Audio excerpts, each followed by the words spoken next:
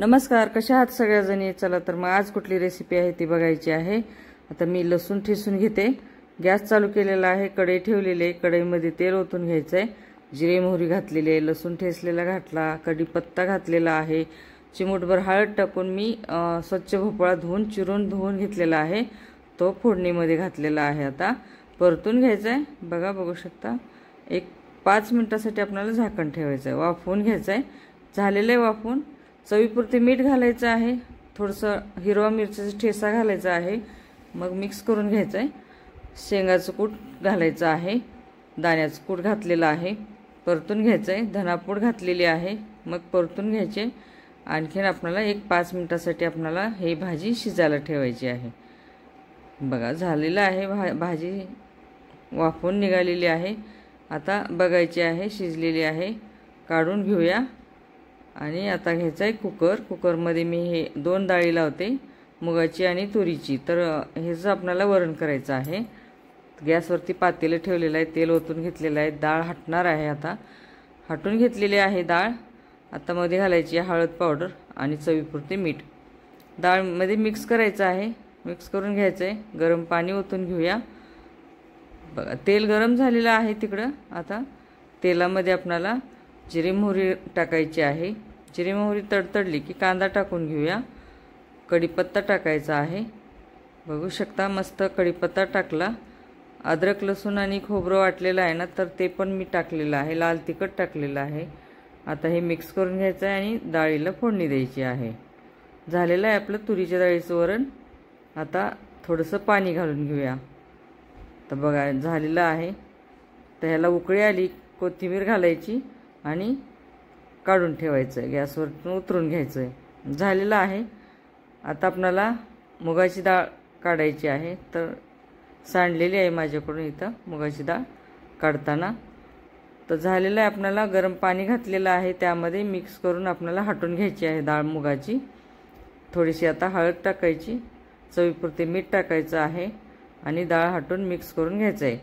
आता घ्यायचं लसूण खलबत्त्यामध्ये ठेचून घ्यायचं आहे, कारण मी लसूण ठेचूनच घालते फ्रेश असं। तर बघू शकता, तर पातेलं गॅसवरती ठेवलेलं आहे, तेल ओतून घेतलेलं आहे, जिरे मोहरी टाकलेली आहे, लसूण ठेचलेला घालायचा आहे। झालेलं आहे आपलं। तर हिरवा ठेचा घातला आणि आता आपल्याला ही मुगाची डाळ ओतून घ्यायची आहे। तर ह्याला मिक्स करून घेऊया। मस्त तडका बसलेला आहे। हिरव्या मिरच्याचं वरण केलेलं आहे मी मुगाच्या डाळीचं।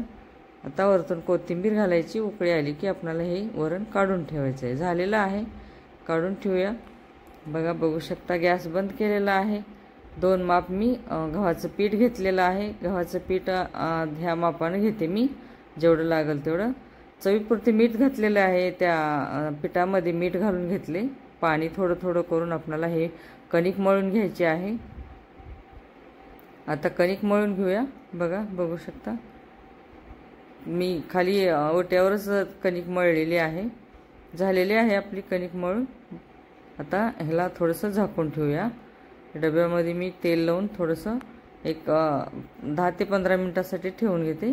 आता हे आपल्याला ओटा धुवून घ्यायचा आहे, कारण ते कणिक मळलेली आहे ना, तर त्यावर चपात्या बरोबर होणार नाहीत, म्हणून मग मी ते पुसून स्वच्छ करून घेते कपड्यानी।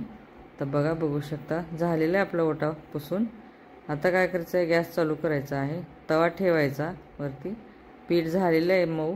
आता तेल थोडंसं लावून आपल्याला कणिक मळून घ्यायचं आहे। ते कणिक मळून घेतलेली आहे, झालेली आहे, बाजूला ठेवूया।